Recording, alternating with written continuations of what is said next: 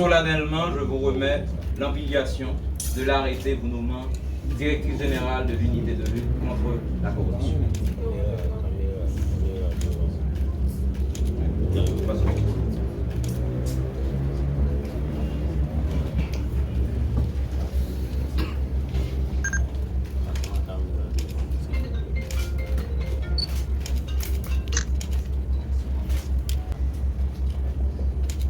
Monsieur le ministre de l'Économie et des Finances, Mesdames et Messieurs les représentants des institutions de l'État, Mesdames et Messieurs du ministère de l'Économie et des Finances, Monsieur le directeur général sortant de l'unité de lutte contre la corruption, chers collaborateurs et collaboratrices de l'unité de lutte contre la corruption, Mesdames, Messieurs de la presse parlée, écrite et télévisée, Mesdames, Messieurs, en vos rangs, titres, grades et qualités respectifs, Mesdames et Messieurs, que vous soyez avec nous dans cette salle ou que vous nous suivrez à distance, bonsoir. C'est avec humilité, un sens profond du devoir et une pleine conscience de la responsabilité qui m'est confiée que je prends aujourd'hui la direction de l'unité de lutte contre la corruption. Je mesure pleinement l'importance de cette mission dans le contexte particulier que traverse notre pays. La corruption demeure l'un des principaux obstacles au développement d'Haïti.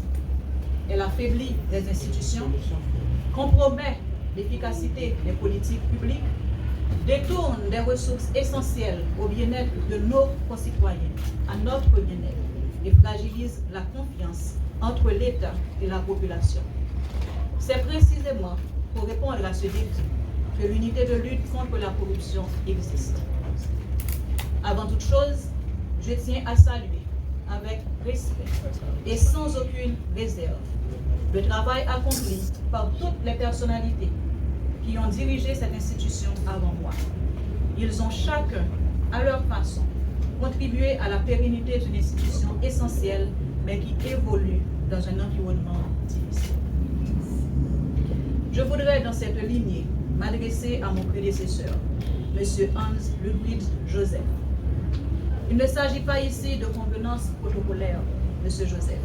J'ai eu l'opportunité d'apprécier une belle collaboration avec vous dans le cadre de plusieurs dossiers concernant l'inspection générale des finances et l'ULCC, bien au-delà de la collaboration que nous a amené à avoir la Task Force interinstitutionnelle anti-corruption. Souvent, l'ULCC et l'IGF ont avancé comme des institutions sœurs. J'ai été témoin de votre engagement, de votre courage, de votre détermination, de votre sens de l'innovation et de votre conviction en vue de dynamiser cette institution. Je tiens à vous exprimer toute ma considération ainsi que mes vœux de succès pour la suite de votre parcours professionnel qui, sans nul doute, garde encore devant les plus belles perspectives. Mesdames et Messieurs, les institutions de la République sont plus fortes lorsqu'elles s'inscrivent dans la continuité de leur mission, au-delà des personnes qui les incarnent. Aujourd'hui, ce qui importe, ce n'est pas une personne, ce n'est pas deux personnes, à savoir le DG Joseph qui quitte une fonction ou encore moi qui y est intronisé. Ce qui importe, c'est l'institution, c'est l'unité de lutte contre la corruption. Et l'identité de l'unité de lutte contre la corruption, c'est sa mission qui est incarnée à travers son personnel, son équipe, vous, les visages que je reconnais ici pour avoir constamment côtoyé l'unité de lutte contre la corruption. Cette mission, elle est claire.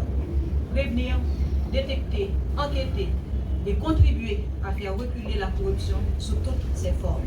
Ceci dans le respect de la Constitution, des lois de la République et des droits fondamentaux. Aussi, je prends cet engagement devant vous, devant la nation. J'exercerai cette responsabilité avec professionnalisme, impartialité, indépendance d'esprit, intégrité et dans le strict respect du cadre légal en toute équité et objectivité. Et, Monsieur le ministre, tout en vous remerciant de votre confiance, c'est le moment pour moi de vous demander de bien vouloir transmettre mes remerciements au Premier ministre qui, tout en exprimant sa connaissance de ce trait de caractère comme étant la ligne de cohérence de ma carrière, de chacune de mes fonctions, m'a accordé sa confiance également pour cette nouvelle fonction.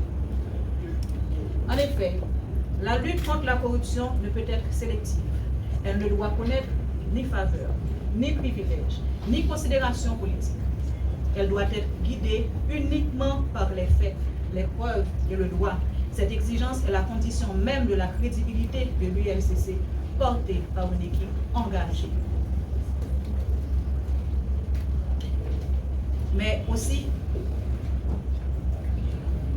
soyons lucides, aucune institution, aussi déterminée soit-elle, ne peut gagner seule cette bataille.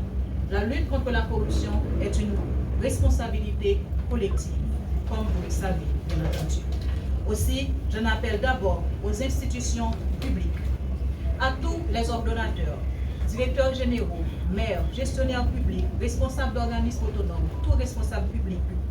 La meilleure lutte contre la corruption demeure une gestion transparente, rigoureuse et respectueuse des règles, de la conscience d'être au service de l'intérêt commun.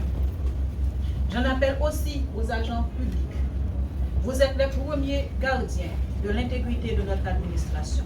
Chaque décision conforme à l'éthique renforce la crédibilité de l'État.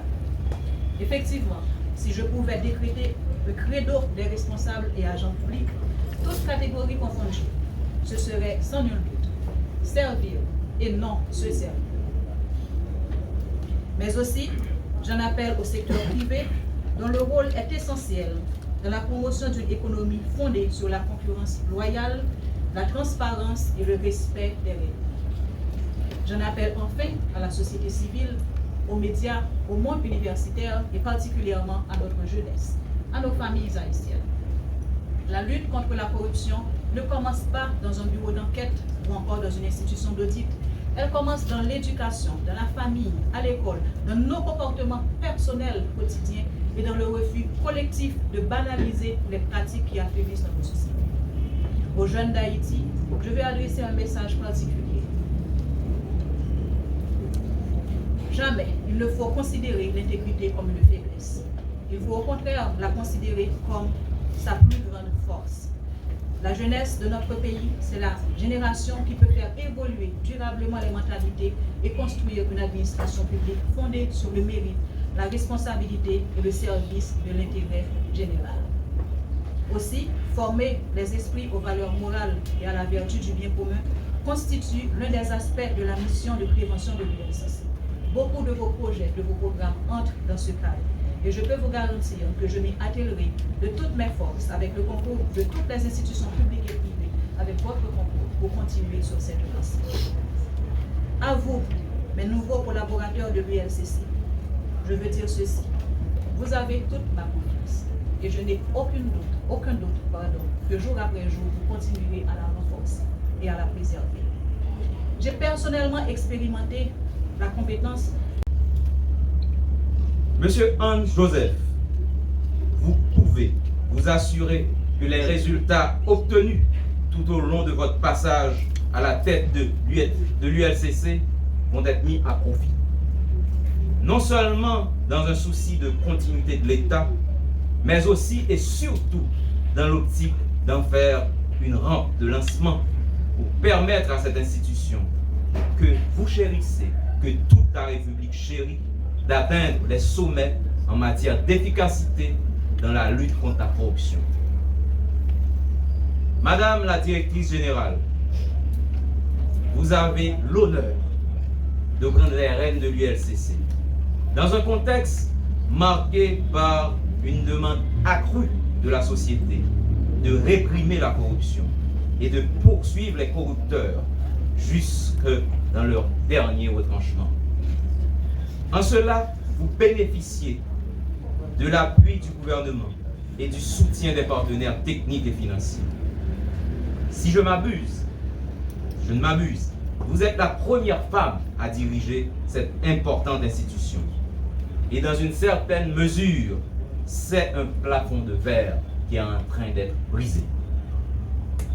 C'est avec un immense plaisir que je procède aujourd'hui à votre installation et j'aimerais rassurer toute la société haïtienne, ainsi que les partenaires techniques et financiers, que la bataille anticorruption que mène l'ULCC se trouve entre de bonnes mains. À tous,